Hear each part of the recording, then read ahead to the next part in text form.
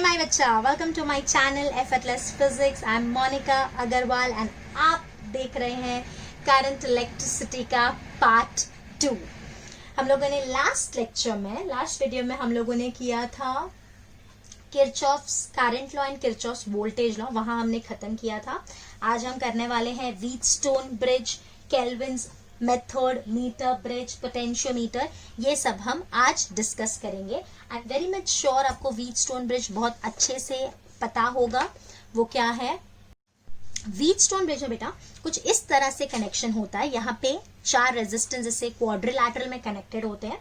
इसके 2 diagonal ends पे एक गैल्वेनोमीटर होता है या एक रेजिस्टेंस होता है और दूसरे 2 डायगोनल्स में ईएमएफ होता है। अगर ईएमएफ और ये जो रेजिस्टेंस है ये अगर एक ही डायगोनल के अलोंग कनेक्टेड हो तो उसको हम व्हीटस्टोन ब्रिज नहीं बोलेंगे। क्या कंडीशन होनी चाहिए कि डायगोनल एंड्स पे रेजिस्टेंस या गैल्वेनोमीटर कनेक्ट होना चाहिए और दूसरे डायगोनल एंड्स पे बैटरी कनेक्ट होनी चाहिए। ओके, अब इसमें 2 होते हैं बेटा, एक होता है बैलेंस व्हीटस्टोन नेटवर्क और दूसरा होता है unbalance Wheatstone network. Balance Wheatstone network किसको बोलेंगे बेटा? अगर ये ऊपर के 2 का रेशियो और नीचे के 2 का रेशियो इक्वल है, means R1 by R2 is equal to R3 by R4, या आप ऐसा बोल सकते हो R1 by R3 is equal to R2 by R4, ऐसा होगा। तो potential of B will be equals to potential of D। तो B का पोटेंशियल और D का पोटेंशियल सेम होगा। तो अगर पोटेंशियल सेम होता है तो करंट फ्लो होती है क्या? नहीं। तो ये बीच वाली ब्रांच से करंट फ्लो नहीं होगी। तो आप सर्किट से इसको एलिमिनेट कर सकते हो। तो ये सर्किट में है ही नहीं और आप इसको फिर सॉल्व करोगे। So potential will be equal, so the current through the galvanometer will be 0। तो बीच वाली ब्रांच से करंट नहीं फ्लो होगी, इसको हम उखाड़ सकते हैं। लेकिन अगर ऐसा नहीं है, suppose R1 by R2 is greater than R3 by R4, मतलब ऊपर का रेशियो ज्यादा है नीचे का कम है, in that case VD is greater than VB। अगर ऊपर का रेजिस्टेंस ज्यादा है, रेशियो नीचे का कम है, then VD is greater than VB, then current will flow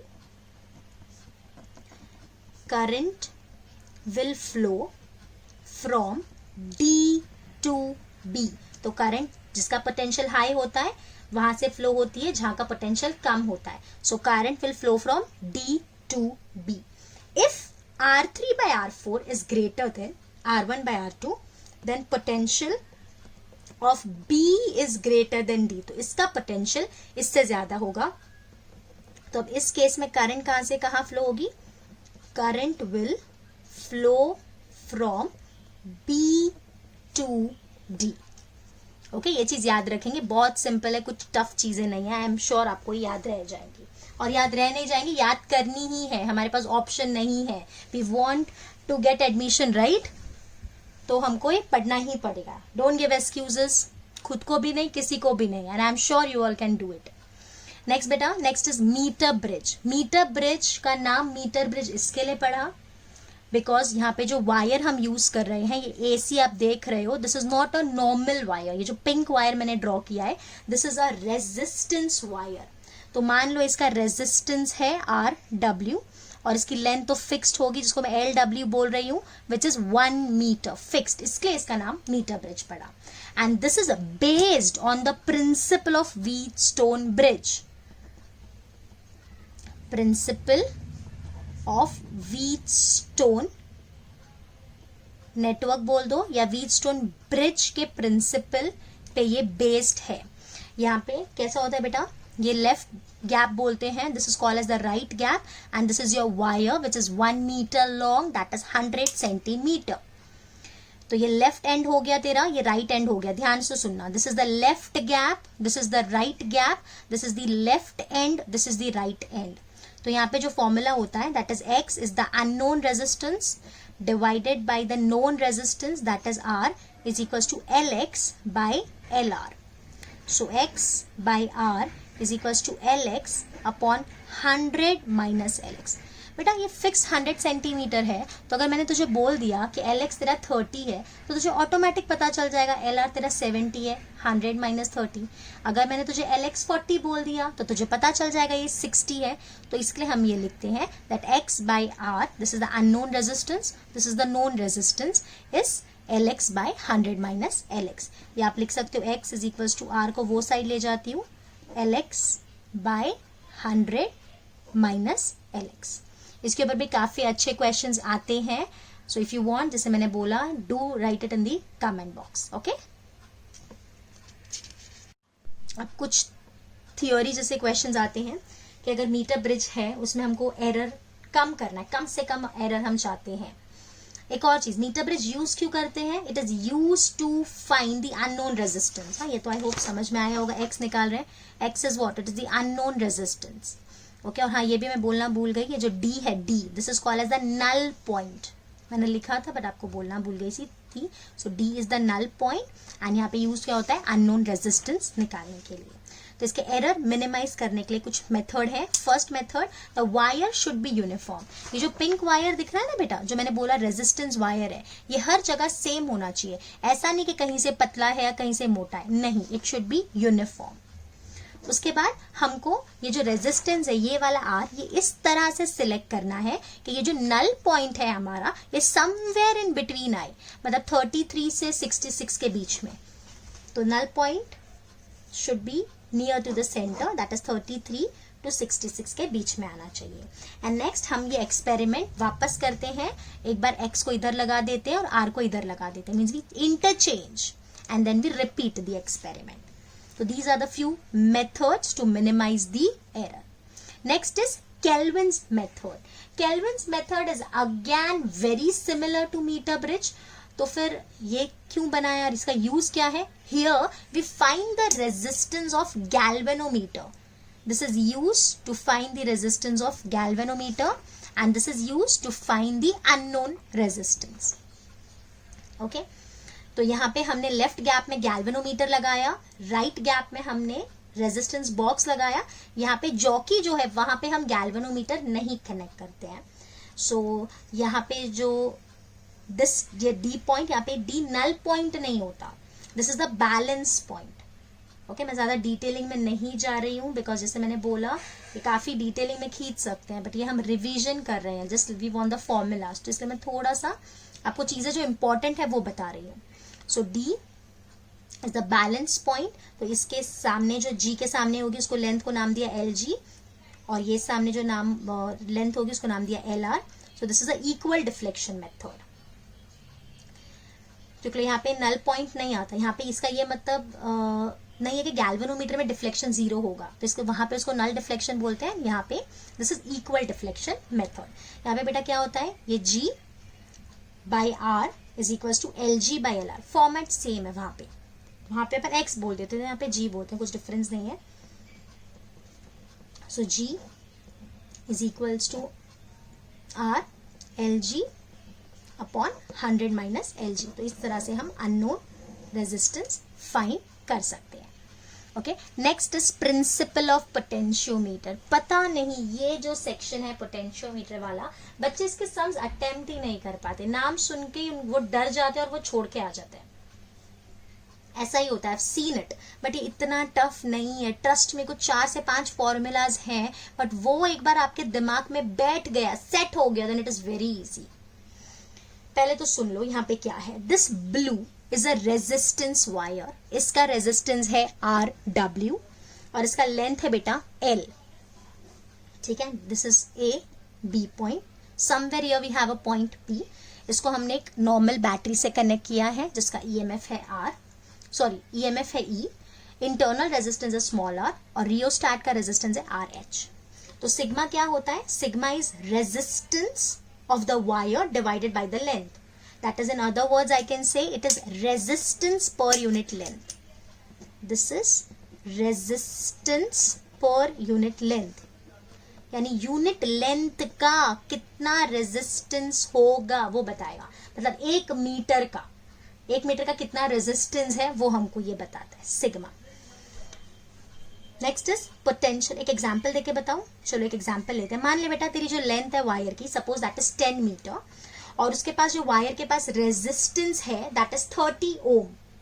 तो 10 मीटर के पास 30 ओम रेजिस्टेंस है, तो मुझे बता 1 मीटर के पास कितना रेजिस्टेंस होगा। तो what you will do, you will simply divide the resistance of the wire with the length, that is 10 metre के पास 30 है, सो 30 डिवाइड बाय 10 करेंगे तो 3 आएगा। सो 1 मीटर के पास 3 ओम रेजिस्टेंस है, वही हमारा सिग्मा होता है। सिग्मा भी वही है, resistance per unit length. Okay, next is potential gradient. ये आ गया विलन, बच्चों को जो बहुत डरावना लगता है, टफ नहीं है, ध्यान से सुन। पोटेंशियल ग्रेडियंट का सिंबल है बेटा K। It is potential difference between the 2 points divided by the length. जैसे अगर सपोज A और B, इन दोनों के बीच का पोटेंशियल डिफरेंस पता है तुझे, तो अपन ने लिखा VAB, और इन दोनों के बीच की लेंथ तुझे पता है तो डिवाइड बाय L कर दे, एक ये फॉर्मूला। एक और एग्जाम्पल क्या लिया है, सपोज AP के बीच का पोटेंशियल डिफरेंस पता है और AP के बीच का लेंथ पता है, तो लिखेंगे potential difference of AP divided by the length that is small l। दूसरा फॉर्मूला होता है बेटा K का I इंटू सिग्मा। अब I इंटू सिग्मा, I तो तुम लोग को पता है करंट है, और मैंने तुम लोग को फर्स्ट लेक्चर में, लास्ट लेक्चर में ऐसा कुछ फॉर्मूला बताया था, I is equal to net EMF upon net resistance. यहाँ भी वही लगेगा, यहाँ पे I क्या हो जाएगा तेरा, EMF कितना है सेल में E, और क्या क्या रेजिस्टेंस है स्मॉल r, रियोस्टैट का resistance and resistance of the wire, तो वही लिखा E upon RW plus RH plus small r। और सिग्मा क्या होता है, it is resistance of the wire by L, तो ये वाला फॉर्मूला। दिस इज इम्पॉर्टेंट, बहुत इंपॉर्टेंट है बच्चों, ये इससे क्वेश्चन आएगा ही आएगा, आई कैन अश्योर यू, आने ही वाला है किसी ना किसी पेपर में, तो 100% आएगा, so don't miss this thing. और एक दूसरा फॉर्मूला है I रो बाय A। रो बताया ना मैंने, बोला लास्ट लेक्चर में बताया था, रो इज द रेजिस्टिविटी। I ये ऊपर वाले फॉर्मूला से निकाल सकते हो, clear? Okay, next is uses of potentiometer. Potentiometer की काफी लंबी सारी डिटेलिंग होती है, बट हमको जो फॉर्मूलाज काम के हैं वो मैंने यहाँ पे लिखे हैं। पहला होता है कि सिर्फ आपको EMF निकालना है सेल का, तो सेल का EMF निकालने के फॉर्मूला है बेटा, ये नीचे वाला सेटअप अलग है, ठीक है, और ये ऊपर वाला सेटअप अलग है, ग्रीन वाला। तो यहाँ पे ये जो E1 है, this is equal to the potential gradient K into the balancing length. L1 को बोलते हैं बैलेंसिंग लेंथ, तो E1 होगा K into L1। Again if you want a video on this potentiometer क्या होता है, so do put it in the comment box. Okay, so E1 is equals to K into L1. L1 is the balancing length. K निकाल सकते हो, मैंने बताया ना formula, I sigma, where I is E upon total resistance, total into sigma is resistance of the wire divided by the length of the wire. ये K निकालने का formula है। अगर आपको 2 EMF दिए और कंपेयर करने बोला, ये बहुत इजी क्वेश्चन आते हैं, इसमें कुछ टफ नहीं आते हैं। तो E1 का हो जाएगा KL1 उसकी बैलेंसिंग लेंथ, एंड E2 का हो जाएगा KL2। दोनों को डिवाइड कर दिया तो ये हो गया E1 by E2 is L1 by L2। The third, it is again we are comparing but by sum and difference method। एक बार E1 और E2 एक दूसरे को सपोर्ट करते हैं और एक बार E1 और E2 एक दूसरे को अपोज करते हैं, सो सपोर्टिंग एंड अपोजिंग। तो इसके लिए जो फॉर्मूला लगेगा that is E1 by E2 is L1 plus L2 upon L1 minus L2।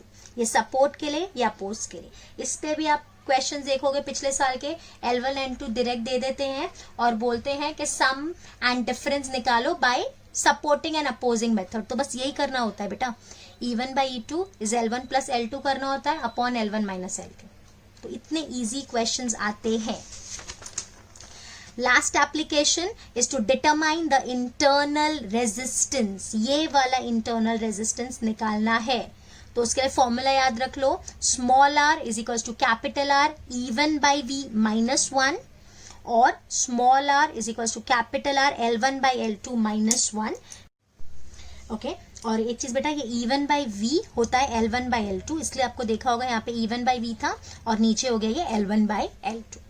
Okay अब उसके बाद कुछ थियोरी क्वेश्चंस पूछ सकते हैं, that is advantages of potentiometer over voltmeter. Potentiometer और वोल्टमीटर में क्या डिफरेंस है? So voltmeter is used to measure only potential difference, while potentiometer can be used to measure the potential difference as well as the EMF। ये difference है, voltmeter सिर्फ potential difference निकालता है और जो पोटेंशियोमीटर है वो पोटेंशियल डिफरेंस भी निकाल सकता है और EMF भी निकाल सकता है। दूसरी, इसकी हम एक्यूरेसी इंक्रीज कर सकते हैं बाय इंक्रीजिंग द लेंथ।